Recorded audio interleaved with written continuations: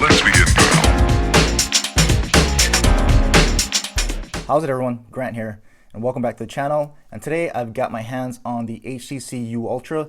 This is the US model here, and the US launch for this is not scheduled for until 2 days from now, this Friday, the March 10th.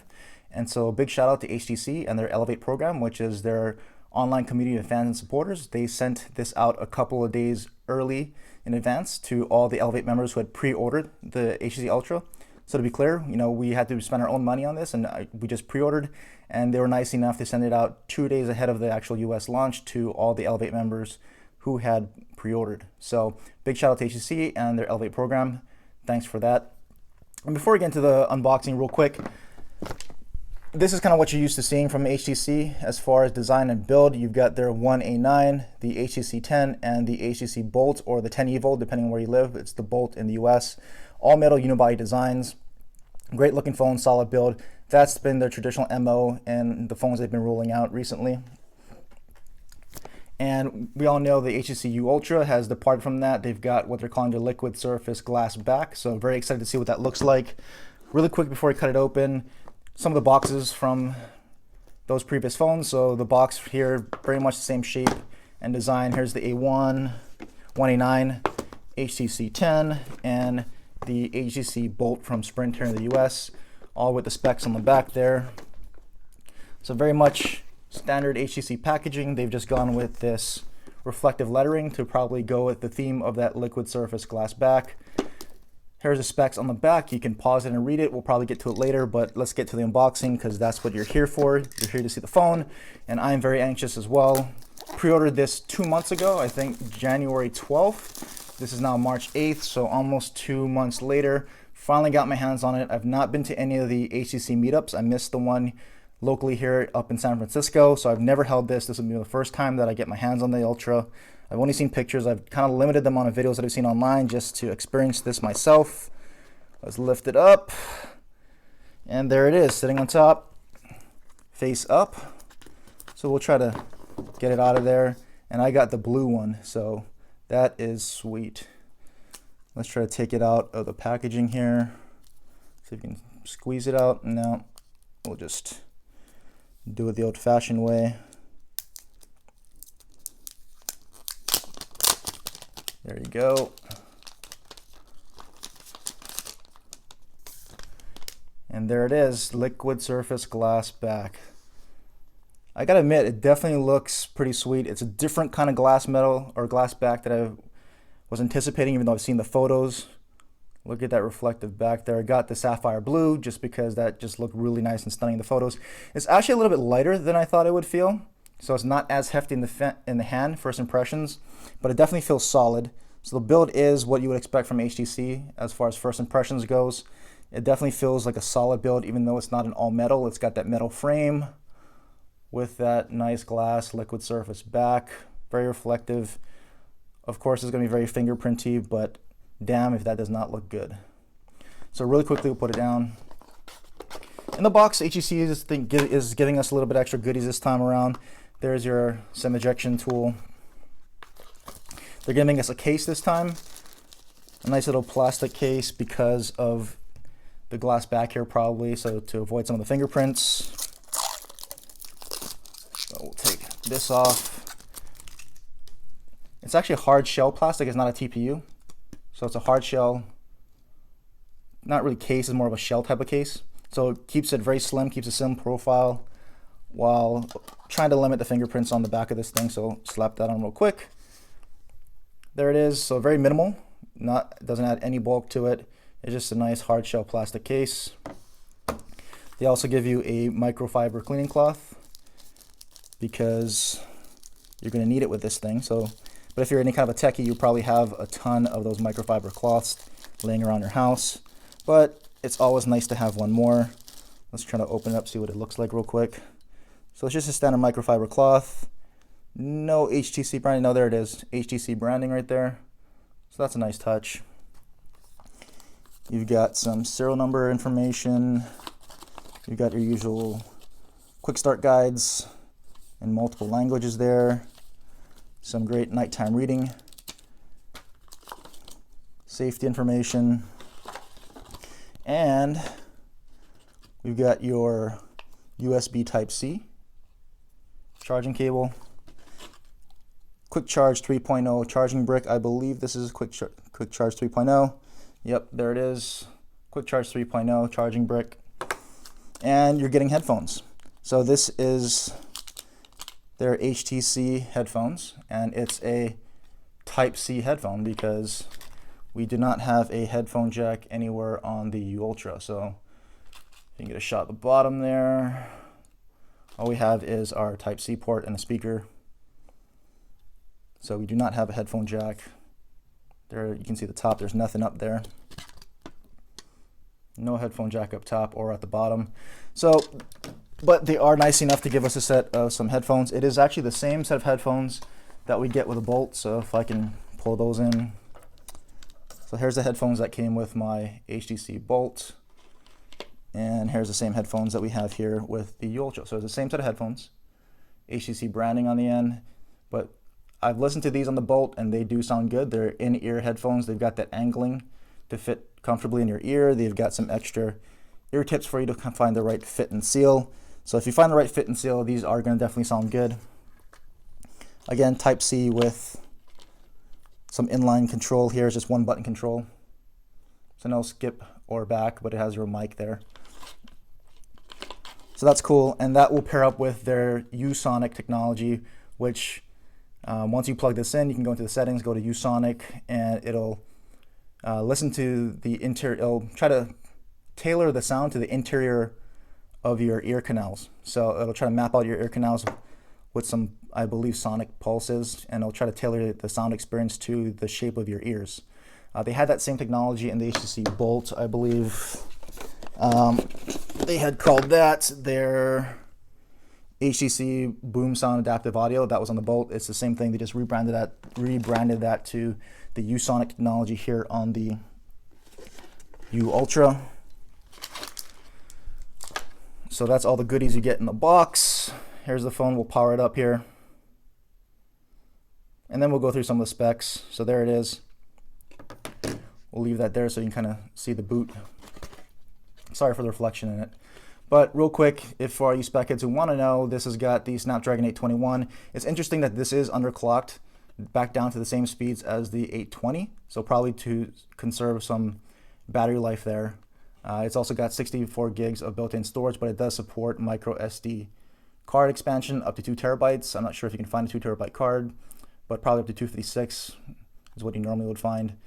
Of course, you've got that big 5.7-inch main display. It's a quad HD 1440p super LCD display with that secondary screen on top, 2-inch secondary screen, a la the LG V20. And what else have we got? 4 gigs of RAM on board, like we said, 64 gigs of storage, expandable micro SD. The rear camera, it's a 12 megapixel shooter. It does have OIS. It's got an aperture of f/1.8. And it does have Ultra Pixel 2 technology. The front-facing camera is actually a 16 megapixel camera, so you got a higher megapixel count on the selfie camera. But it does not have OIS like the HTC 10 did, but it does have Ultra Pixel 2 technology. So if you're in low light situations, you can shift over to the Ultra Pixel mode, and it should shoot, I believe, 4 megapixel images, but it does use the full 16 megapixel sensor, and it increases the sizes of the pixel, I believe, to give you better low light performance. So interested to test that out here on the U Ultra. What else have we got? It's got that USonic technology, like we said, so it'll try to shape the sound to your ears. It's got 3D audio recording as well, just like I believe the HTC 10 had that as well. It's got your HTC Boomsound, but it's not your dual front firing speakers. It's a speaker in the earphone as well as one speaker on the bottom. So you do have dual speakers with HTC Boomsound. It's just not both front firing. Same thing like the HTC 10. It does support high-res audio. It has that same 24-bit audio support in this, so it's just like the HTC 10. You plug in some headphones, this really should sound good. What I'm interested to find out in the U Ultra, because it only has a Type-C port, just like the HTC Bolt here, just has that Type-C port on the bottom. You gotta use the headphones that come with it, those Type-C headphones, and plug those into it if you want to listen to music. I did try some aftermarket 3.5mm to Type-C connector to see if I could use some other headphones with a bolt, and I couldn't. So I'm interested to see if an aftermarket 3.5mm headphone jack to USB Type-C connector is going to be compatible with the U Ultra. I'm probably guessing it won't be because it didn't work with a bolt. But it would have been nice for HTC to include something like this that worked with their phone, so that if you had a nice pair of either earbuds like these V-Modas or some nice over-the-ear headphones that you already have with a standard 3.5mm headphone jack, that you could actually use them with this phone, even though they give you a set of headphones. Because if this does not work, then you're going to be stuck using the pair of headphones that came with it, or you're going to have to go and purchase something like some aftermarket earphones like this with a Type-C connector. There's also over-the-ear style like that, but that's spending additional money when you may not have to otherwise, so that's a little bit of an downside there. But that's some of the specs, and of course you've got quick charge 3.0 charging, so fast charging there, and you've got NFC. And this is the first boot welcome screen. So this is a standard HTC welcome screen that you normally see. We'll try to go through the setup here so you can see. I think we'll try to skip all this. We'll set it up later.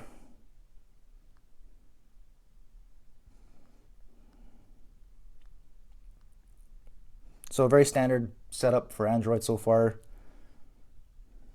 Just accept all this stuff. Skip for now. Skip that for now.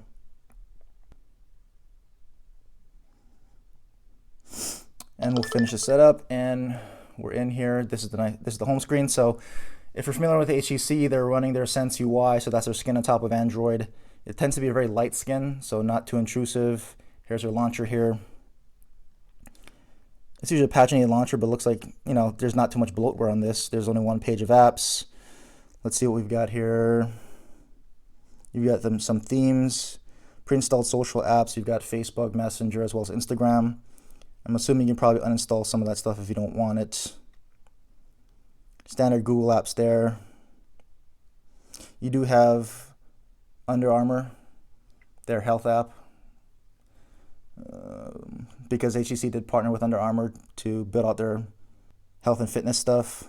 You've got TouchPal, HTC Sense, 5 ports. So there is some bloatware on here. It doesn't look like too much because there is only one page of apps here. So you can probably go in and either disable or uninstall. Let's quickly go into settings here. So you can see settings menu is pretty stock Android. It's running Android Nougat 7.0, which is why you see the setting suggestions like you would normally do on stock Android Nougat. About, you already see Android 7.0 there.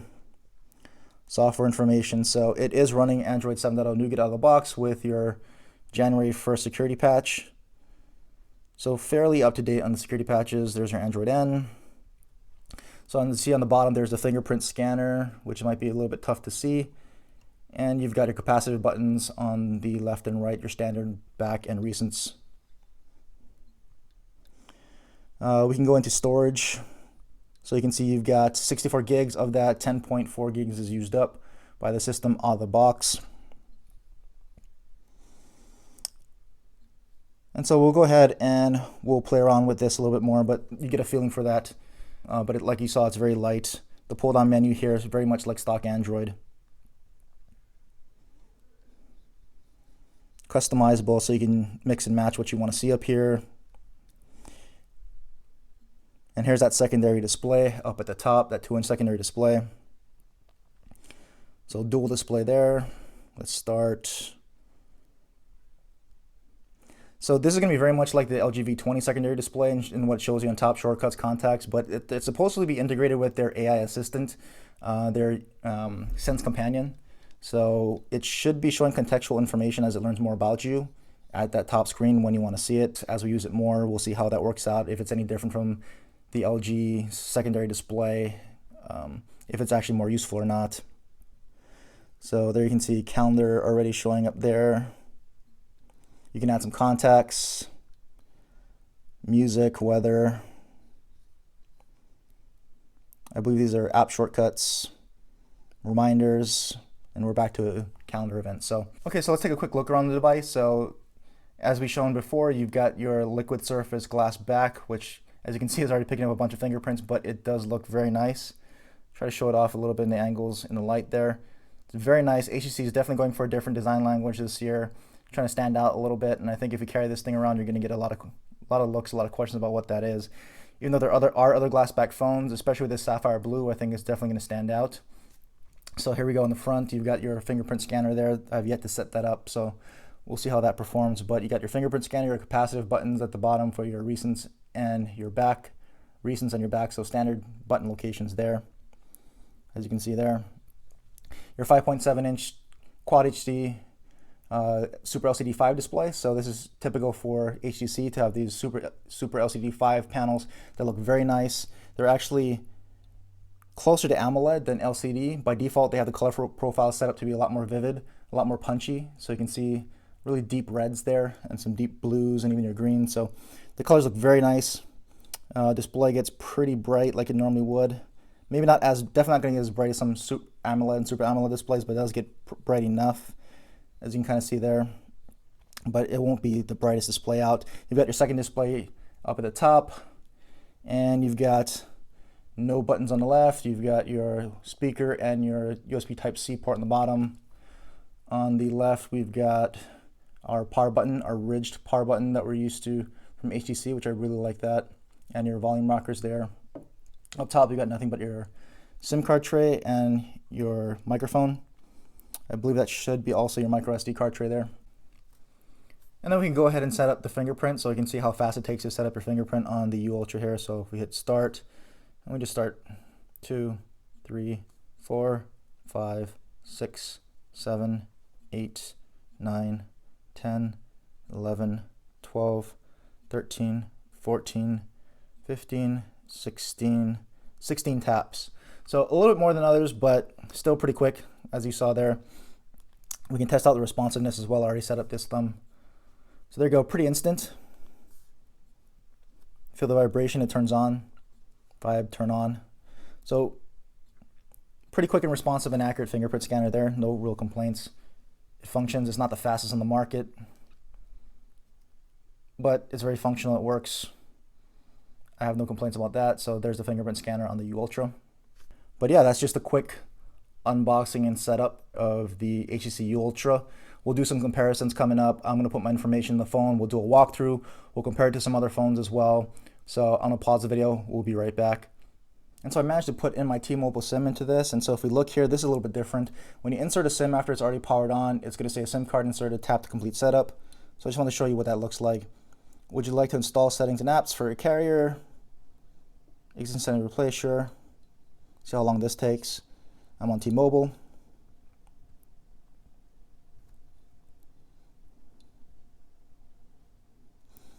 And so if you notice now, I guess it set it all up, and we can see it's got calls maybe over Wi-Fi. So it does have Wi-Fi calling.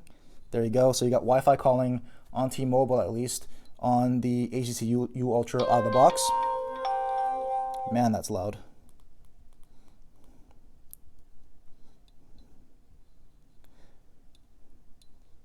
And so also if we go back into our settings, we'll look at our network settings here.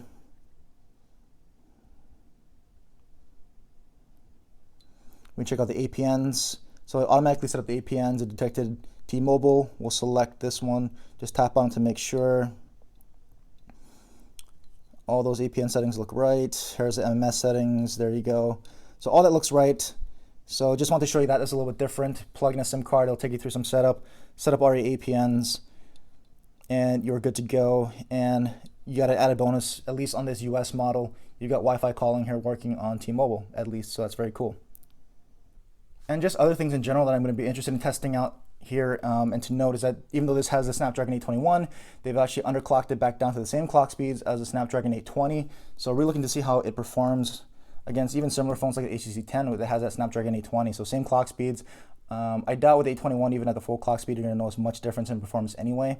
But I think they probably underclocked it just to take advantage of a little bit more battery savings. So we'll look to see how the U Ultra performs overall. The other interesting thing to note is that I noticed a lot of the specs on the U Ultra are very similar to their HTC 10 here. So the U Ultra's got that Snapdragon 821, and this has the 820. The 10's got the 820, but they're both at the same clock speed.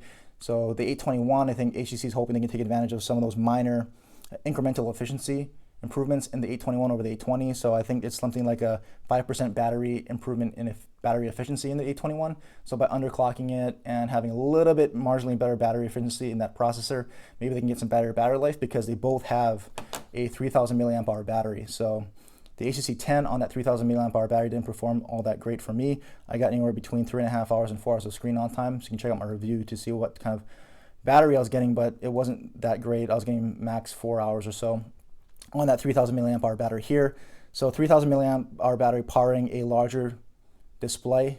They're both 1440p displays, but a larger display, more pixels to push around. So we'll see if maybe the 821 combined with that underclocking can help squeeze a little bit extra life out of the 3000 milliamp hour battery on the U Ultra. So we'll see how comparable battery life is. Just based on the specs, I'm not expecting a whole lot of battery life out of the U Ultra. I'm really hoping they did some software tuning to really improve the battery life in the U Ultra. So that's something I'm looking forward to trying out. There on the back, you've got that 12 megapixel camera. So it'll be interesting. I really want to test this camera out, because on paper, it's got the similar specs to the HTC 10's camera. So the HTC 10 here, they both have a 12 megapixel f/1.8 aperture rear-facing camera. They both got OIS, laser autofocus. The U Ultra adds phase detection. So phase detection plus laser autofocus on the U Ultra. So on paper, the camera specs, the rear camera specs are very much the same.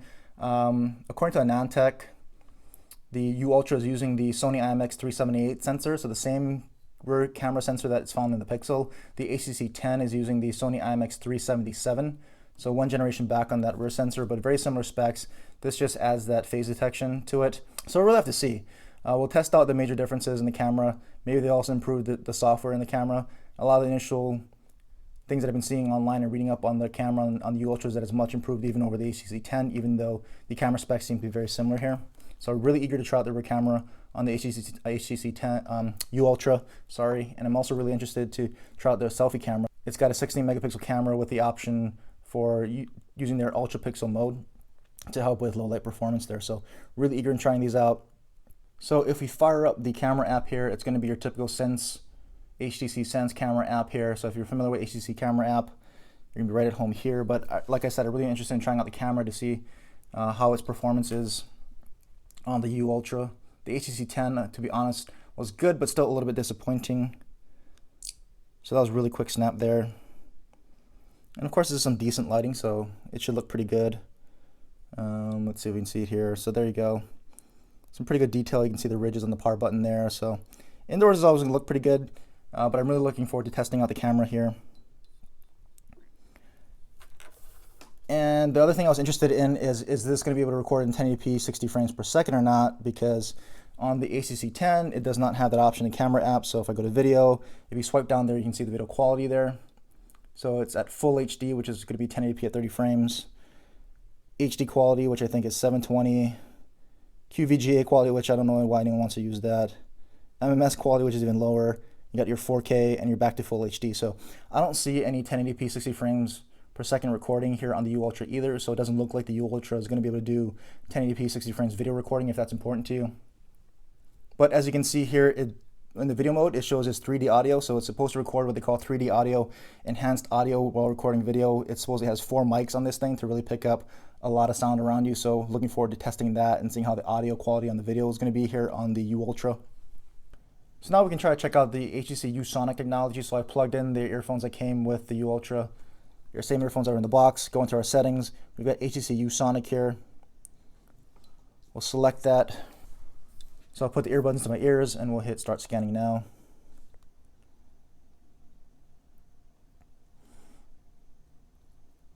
So now it's just emitting some sounds, and like it says, detecting feedback and trying to analyze my ear profile.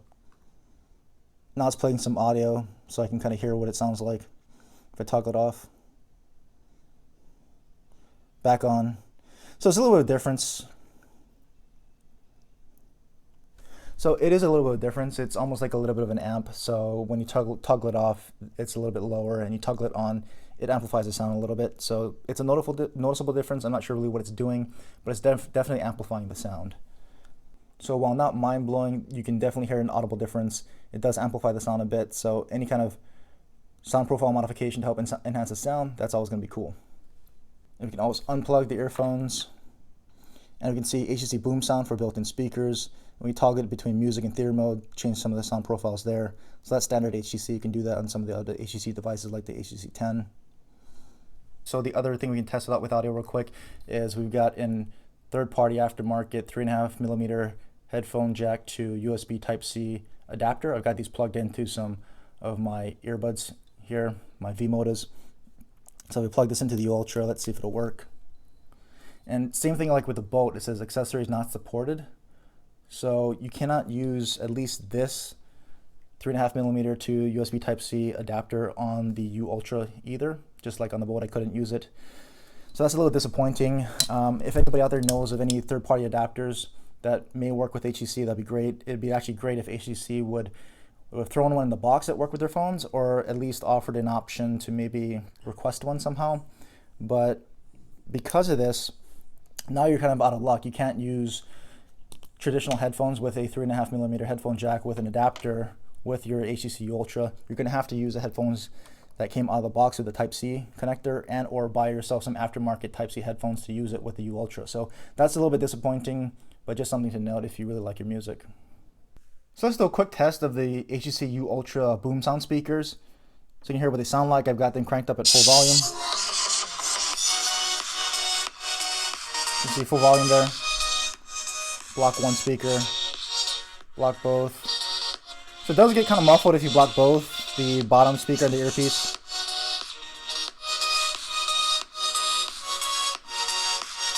Cup it here. So not too bad. Not too bad, but it doesn't really seem like the loudest. So let's kind of compare it against the HTC 10 real quick here.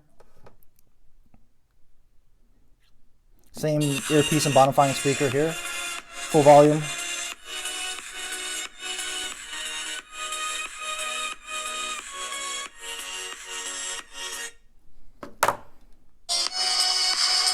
Yeah, I think the U Ultra sounded a little bit louder. Let me know what you think. But to me, I think the U Ultra definitely sounds a little bit louder than the HTC 10 here.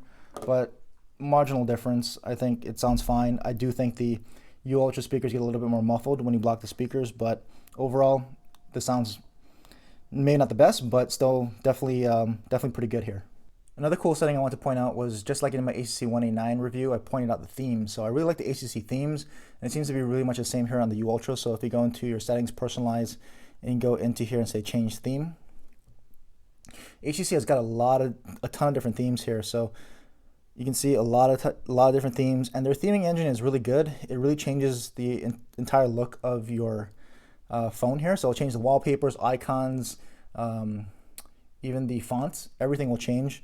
So, you know, they got a ton of different layouts, and these are just a few in each section. And so what you can do is tap in the three-dot menu here to get to them all in that particular category. So you can see here, they got You're the Rooster kind of themes here, all kind of different themes. And my favorite that I was using on the One A9, if you get to the bottom here, is this Pixel theme. So if I just select that, we'll download that. It's only 1.4 megs, and we'll hit apply, and it'll ask you if you want to exclude some things like wallpapers and sounds, but we'll apply everything, so we'll just say okay. And so theme applied pretty quickly, and so it really changed out everything. You'll notice even the fonts here, so if we go back into even the main settings, here it even changed the font into this kind of Pixel theme font. So you can kind of see it's kind of like a boxy font there. So if we go home, it changed the wallpaper, even the icons. So even third-party apps like Chrome, and if we go into some of the Google apps, you'll notice even those have pixelated icons. So all the popular apps they'll support, and definitely, of course, their own apps, built-in apps like you can see there. If you go into the launcher, some of the other social apps there. So even third-party apps, popular ones they support, it gives you this pixel icon kind of theme, pixel wallpaper, even their clock widget up there. All blends in really nicely and seamlessly. So very nice touch. See all the fonts there, all that pixel font. So theming engine on the HTC U Ultra, just like some of the previous models like the One A9, is very good. A lot of themes, and a lot of them are just free. So if you can see here, they're all free. If we hit the three-dot menu, scroll down, these are all free themes. So that's really, really cool. And there's different kind of layouts here, and all these are free as well. So go through the theming store if you get one of these. They have a ton of different themes, and they're all free. So that's really good. A lot of other companies have pretty good theming engines as well, but they only have a handful of really nice free ones, and then a lot of them are kind of pay as you go. So just want to point that out. Really nice themes here on the HTC U Ultra. So let's do some quick comparisons against some other phones. So in case you're thinking about picking up the U Ultra, how does it compare to some other phones? The first obvious one is going to be the LG V20. Since much like the U Ultra, the V20 has a 5.7-inch main display with a 2-inch secondary display at the top. So if we put them side by side here, about the same thickness, but so you can get that in frame, but the U Ultra is going to be a little bit taller. You can kind of see it head on there from the rear and the top there, the bottom. So fairly comparable. The U Ultra is actually just a little bit taller than the V20 there. Another comparison would be to the Honor 8, just to compare the back design here. So they both have that glass back and that kind of a unique shine to it. So you can see the Honor 8 has those light streaks in it compared to the liquid design here on the U Ultra.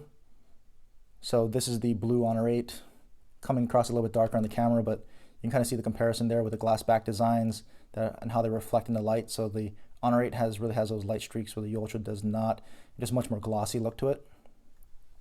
And we can kind of bring in some other additional 5.7-inch devices with some glass backs. So as far back as something like the Note 5. So it's got that glass back. It's a 5.7-inch main display. But of course the U Ultra is going to be taller because it has that secondary display at the top there. So it's significantly taller there. But you can see from the glass back, and if we line them up, you can see the thickness there. About the same thickness. Bottom, top. So that's another 5.7-inch glass back design in Note 5. You've got the Samsung S6 Edge Plus, so that's also another 5.7-inch design with glass back. Of course, we were going to say the camera modules are very similar. That's fine, doesn't really bother me too much, but just something to note. And if we put them side by side here, of course the U Ultra is going to be taller with that secondary display again, from the top, from the bottom. And we've got our Mi Note 2. So there's another glass back 5.7-inch design phone. You can see there from side by side. U Ultra is going to be a tad bit taller, of course, secondary display. But again, about the same thickness. The Mi Note 2 is probably a little bit thinner, I would say. There it is on the bottom, both Type-C, and from the top. And if you want to compare it to something like the Samsung S7 Edge, even though it's a 5.5-inch display, it's got that same glass back. It's a fairly recent phone that a lot of people like and have. So if you want to kind of compare that to the U Ultra, of course the U Ultra is going to be bigger, 5.7-inch display with a secondary display. But there you go. Because of the curve, the Samsung definitely looks a lot thinner from the top and from the bottom. So that's just a quick comparison to some other devices. So there you go, that's my unboxing, first impressions, and walkthrough of the HTC U Ultra. As you can see, it is definitely a departure from HTC's traditional unibody metal designs. It's got this liquid surface glass back, and I think HTC was going for that to really stand out in the crowd, and I think they've definitely accomplished that. It's got the traditional HTC build quality, so it's a very solid phone. Feels pretty good in hand for how big it is.